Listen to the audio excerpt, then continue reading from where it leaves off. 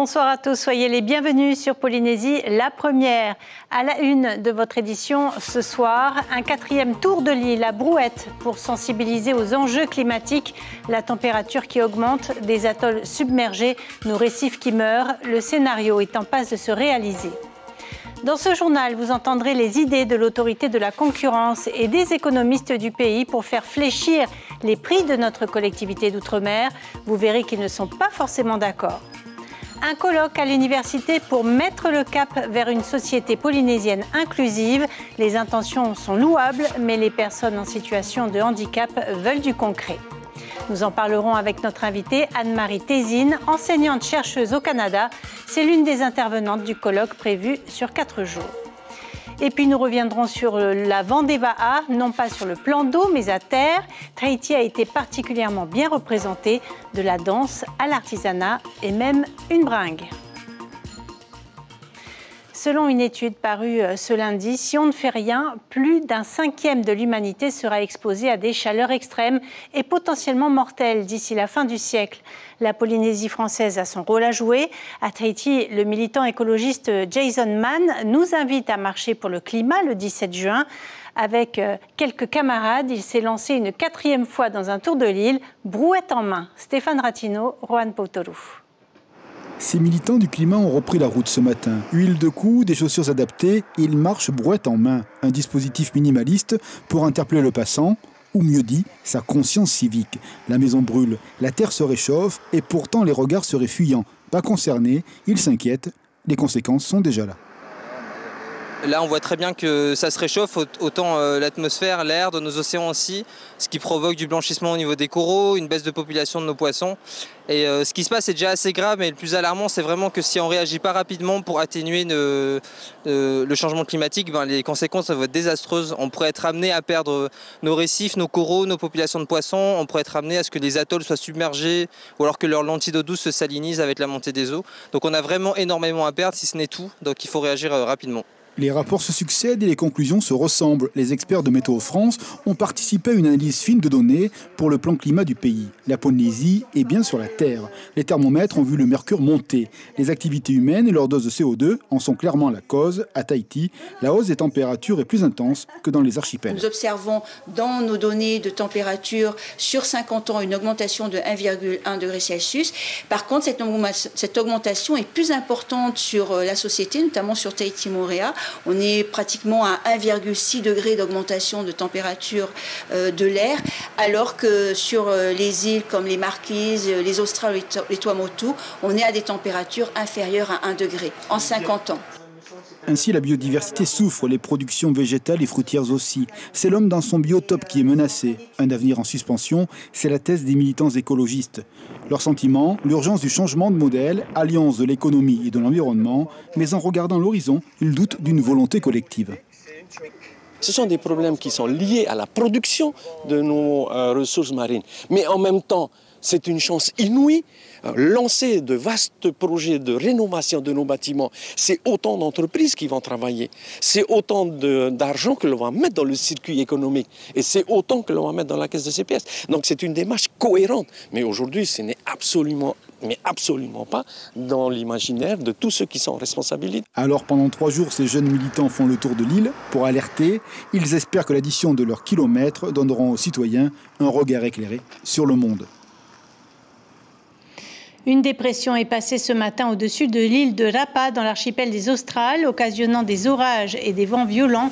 Les Australes sont désormais hors de danger. En revanche, les Tuamotu du sud, les Tuamotu de l'est ainsi que les Gambiers ont été placés en vigilance jaune pour orage. Quelle solution pour diminuer l'inflation et la vie chère? L'Assemblée nationale a déclenché une commission d'enquête et auditionne chaque autorité de la concurrence outre-mer. À Tahiti, vous allez voir que les experts en la matière ne sont pas forcément d'accord.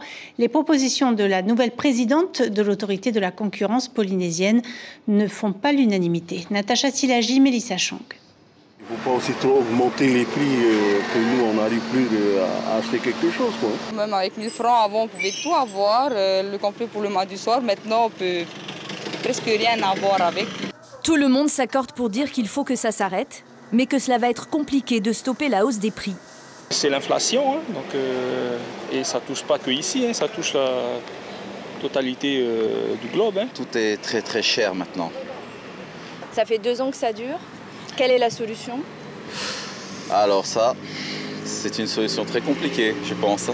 Et c'est justement la mission de cette commission d'enquête parlementaire qui se penche sur le coût de la vie outre-mer. 4,5% d'inflation en 1 an, fin avril en Polynésie, même si ça baisse, c'est toujours trop. Problème, les économistes ne s'entendent pas sur les solutions à adopter pour faire baisser les prix. L'autorité de la concurrence veut imposer une baisse de marge aux importateurs et aux distributeurs.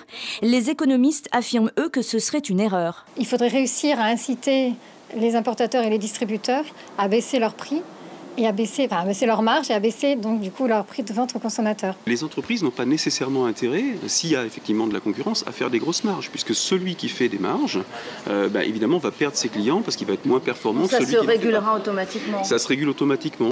Même chose pour les importateurs exclusifs. L'autorité de la concurrence veut casser le principe quand les économistes disent que le marché polynésien est trop petit pour avoir 4 vendeurs pour une même marque. Interdire les exclusivités d'importation.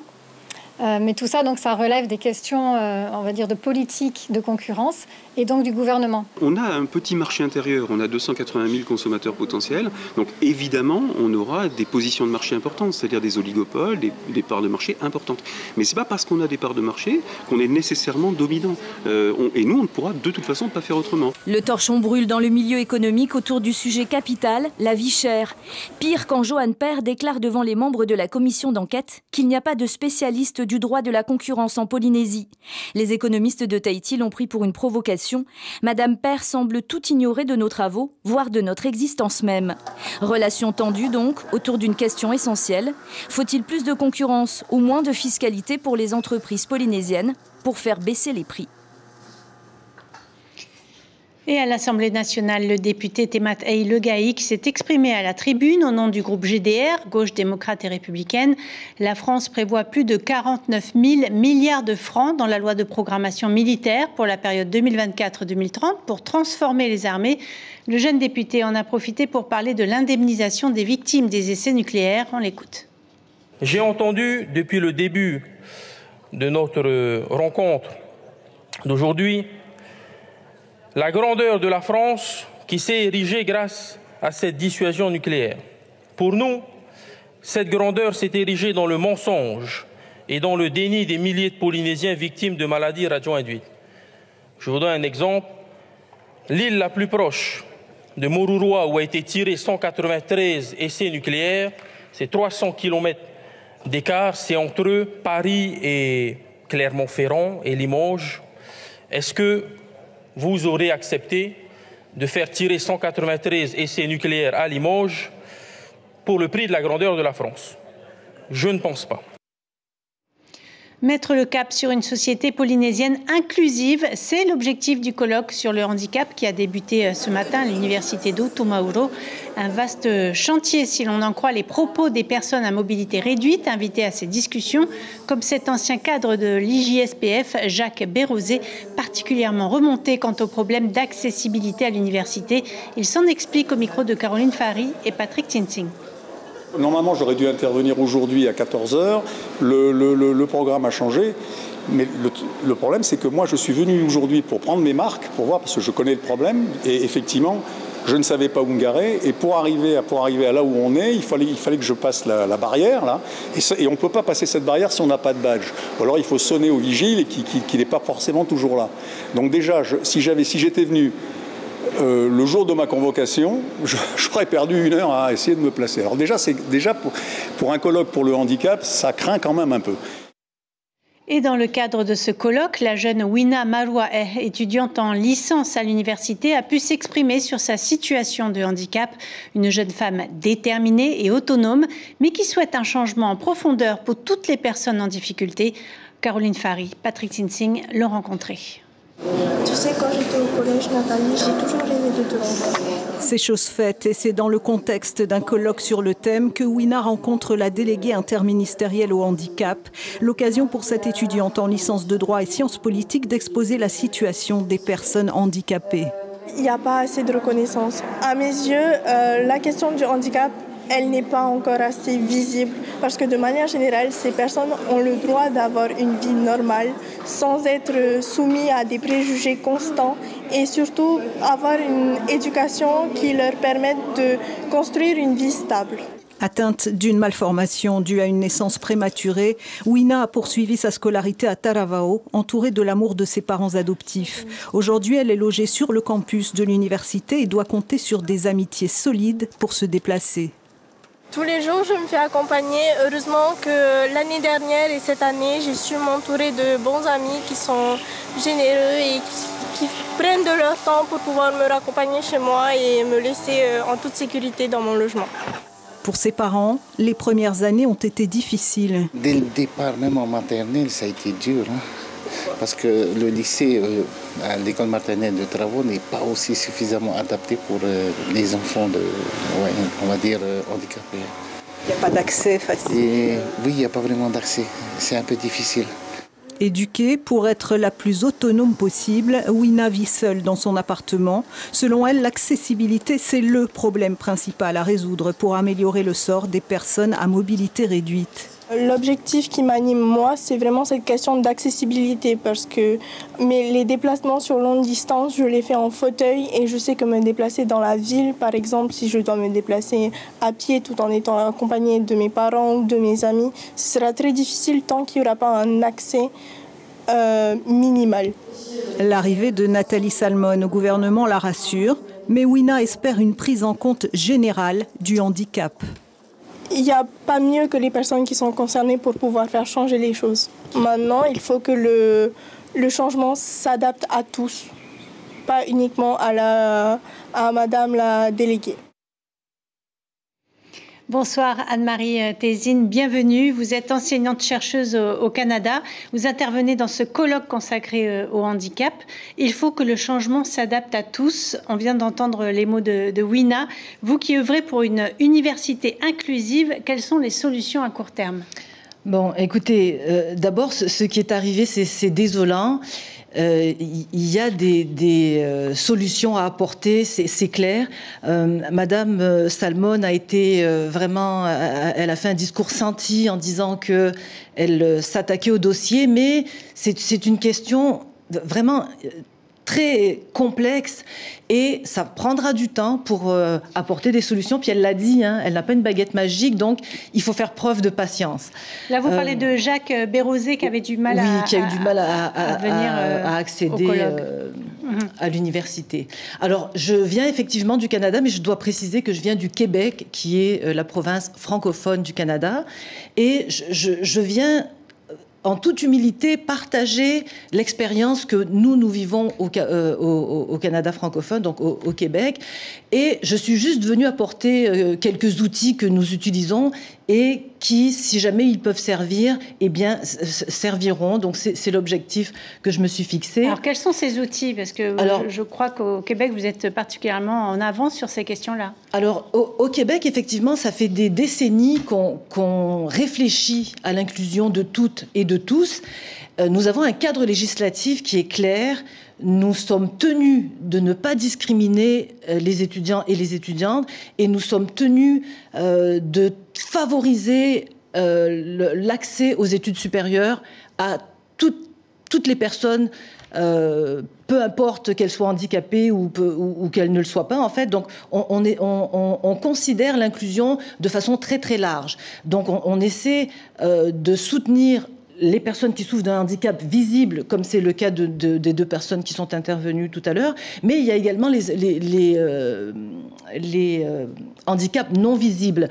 Et depuis la sortie de la pandémie, il y a énormément de cas d'anxiété généralisée. Donc il faut composer avec cette situation parce que les troubles émergents, quand ils arrivent, il faut qu'on compose avec la situation et on ne sait pas toujours comment faire.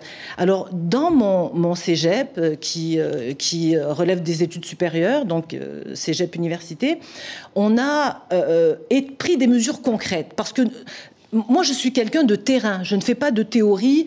Je suis sur le plancher, puis j'essaie de venir encadrer mes étudiants. Ça passe par quoi ? Par des auxiliaires de vie scolaire ? Pas du tout, non. D'abord, nous avons une personne ressource par département qui est le professeur à qui on s'adresse si on a des difficultés avec les étudiants en situation de handicap, si on ne sait pas comment régler une situation. On a un centre de services adapté qui gère les examens, qui donne du temps supplémentaire, qui est là. En fait, il y a des conseillères spécialisées qui sont là pour encadrer tous les étudiants. Alors, les étudiants viennent, ceux qui veulent aussi déclarer leur état, parce que certains étudiants sont fatigués de porter cette étiquette de personne le en regard situation. de l'autre, c'est Absolument. un frein aussi. Absolument.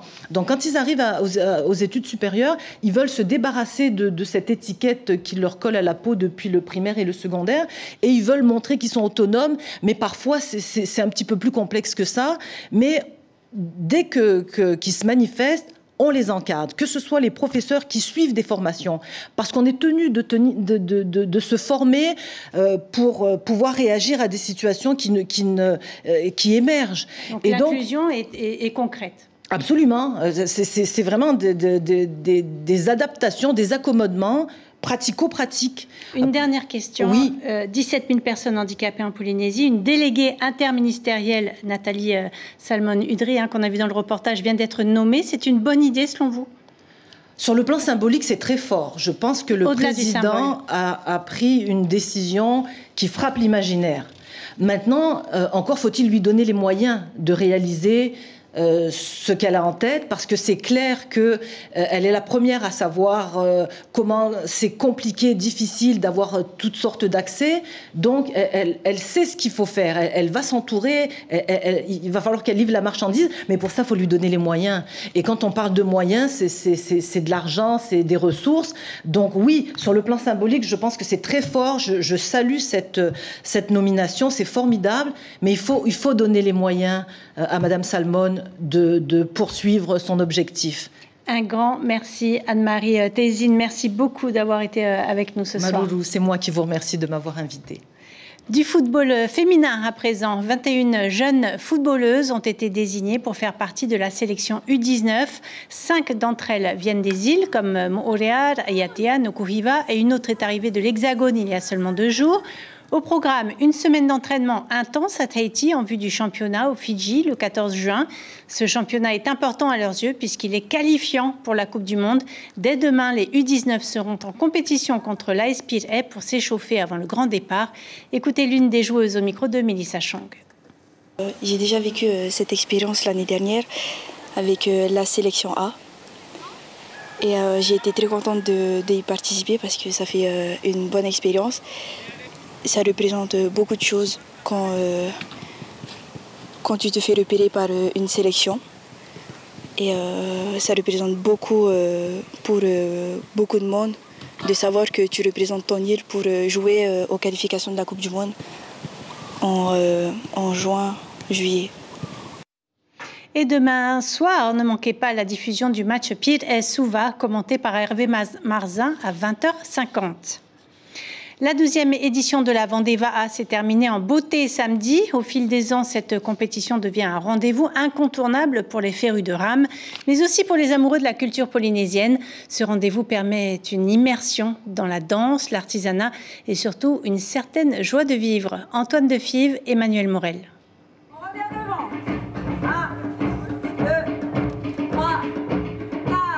Pendant que les rameurs s'affrontent sur l'eau, pas question de se la couler douce pour les autres participants à la Vendée Va'a. Sur la scène du village tahitien, Manon donne le tempo. On leur a appris des bases de Hori Tahiti, donc c'est vraiment des bases parce que le Hori Tahiti c'est quand même du travail. Il y avait plein d'associations aussi qui étaient présentes, qu'on a vu qui dansent déjà, mais du coup tout le monde s'est prêté au jeu, c'est chouette. Et ce n'est pas Céline qui dira le contraire. À droite et 1, 2, 3. Moi je suis professeure de danse, donc c'est un peu différent de ce que j'ai l'habitude de faire, mais c'est plutôt sympa. Sympa à essayer, mais tout le monde n'ose pas encore se lancer dans un déhanché. Je ne vais pas rentrer en piste, non, je ne vais pas le faire, non, je préfère regarder. C'est la grâce, l'intelligence de la danse, la beauté féminine, enfin, tout ce que représente la vie tahitienne. Il faut dire que ces derniers jours, il y a comme un air de Tahiti aux Sables d'Olonne. Car la Vendée Va'a ne se résume pas qu'au sport, danse, artisanat, gravure, tatouage, collier de fleurs et bien sûr l'incontournable ukulélé son de la partie. J'aime beaucoup la culture tahitienne et j'essaie d'apprendre en fait pour jouer le chanson en tahitien. Ça fait du bien, ça apporte le soleil en plus. Parce que le soleil déjà, il a mis du temps à venir. Alors là, ça fait du bien, ça réchauffe. Une immersion dans la culture polynésienne pendant 4 jours avec en point d'orgue cette bringue comme au Fénois.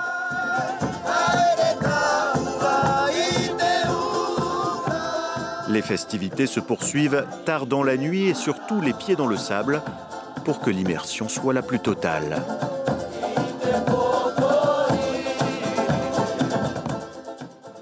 Et je vous rappelle l'information principale de cette édition. Selon une étude parue ce lundi, si on ne fait rien, plus d'un 1/5 de l'humanité sera exposée à des chaleurs extrêmes d'ici la fin du siècle. En Polynésie française, la température de l'air a déjà augmenté de 1,1 degré en 50 ans, 1,6 à Tahiti et Moorea. Nos récifs et nos atolls sont menacés. Jason Mann effectue en ce moment un tour de l'île avec sa brouette pour nous sensibiliser aux enjeux climatiques et nous convier à la marche du 17 juin. Au programme de votre soirée sur la première, les séries Designated Survivor et Scandale. À la une du quotidien Tahiti Info demain, encore des efforts à faire pour l'accueil des handicapés. On arrive au terme de ce journal. Merci de l'avoir suivi. Demain, les matinales radio vous seront présentées par Miri Tumatariri et Axel Mézinel à partir de 6h. Très belle soirée sur nos antennes et à demain.